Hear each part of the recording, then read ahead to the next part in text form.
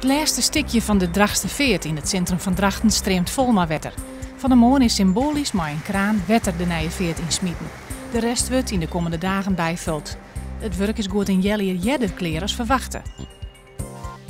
Op een stuk land tussen Snits en Bolzet, dat in de middeleeuwen een kleerste stier, had 2 amateurarcheologen een muntskot vonden. Het gaat om 51 munten uit de jaren 1244 ontrekken Olve. Ze komen uit Engeland, Vlaanderen en Nederland. Vlieland krijgt voor eerst nog geen nieuwe burgemeester. Nevens de Vertrouwenscommissie en de commissaris van de Koning wie er tussen de 39 kandidaten geen geschikte niet in bij. De Joodijzige burgemeester, Ella Schat, blijft waarnemer rond begin april. Het gaat net goed in de chartervloot. Er wordt te min verdiend en te min investeerd. Dat blijkt uit onderzoek van oud-charterskipper Peter Fokkens.